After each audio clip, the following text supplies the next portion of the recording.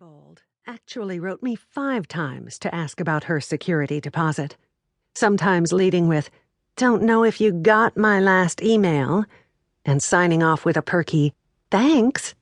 And in between came the badgering. If she can afford to stay at my rental, then she can afford to wait until the transaction posts to her credit card, within 7 business days as promised. I don't have much tolerance for people who live beyond their means and then act entitled. She had to change a light bulb. She was denied her constitutional right to condiments. There was a partially obscured view from the kitchen. She fails to mention that it's obscured by a gorgeous purple jacaranda tree in full spring bloom. The living room view is completely unobstructed, as noted in every other review, but not in hers. She doesn't highlight a single thing she likes. I am a little touchy about the rental. I know that.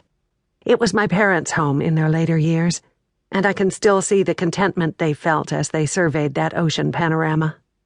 Now my father's gone, and my mother's in her assisted living community, requiring more assistance every day as the dementia worsens.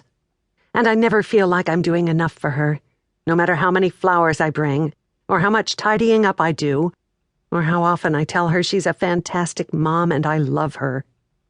More and more often, she barely registers my presence. It's a terrible thing, being invisible to your own mother. I try not to take it personally. It's the inexorable aging process. It's a disease, getting old.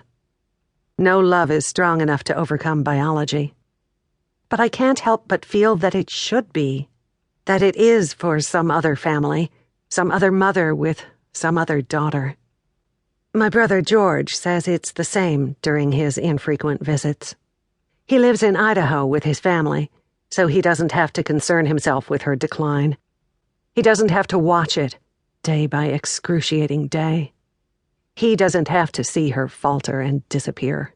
He also doesn't have to handle any of the arrangements. I'm the power of attorney. It all falls to me. "It's not like you work," he once told me.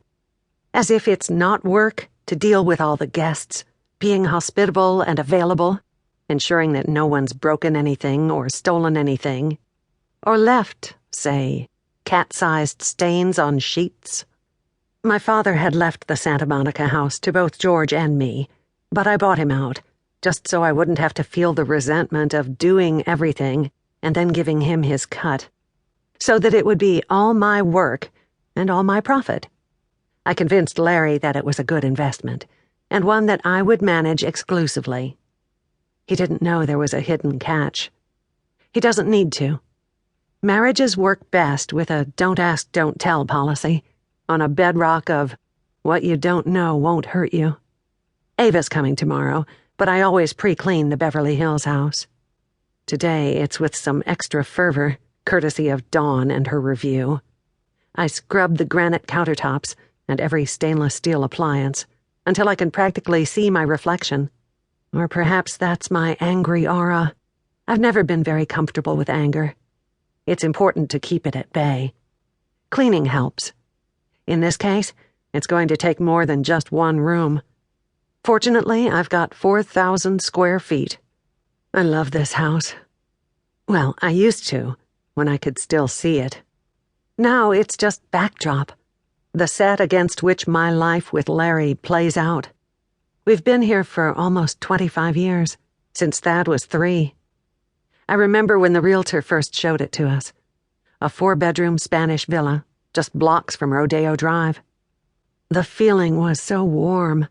Taupe and burnt orange, the variegated walnut wood floors with matching beamed ceilings, the rounded doorways and fireplaces. Thad was tearing through here, letting out excited yelps. He thought he was home. I wanted it badly, but Larry was barely past residency back then. Maybe I was still reeling a little from what had happened during the residency, and thought more penance was due. We didn't yet deserve such a bounty. But Larry disagreed, and his parents were willing to give us the down payment. He was sure that, despite everything, the world should, and would, be good to us.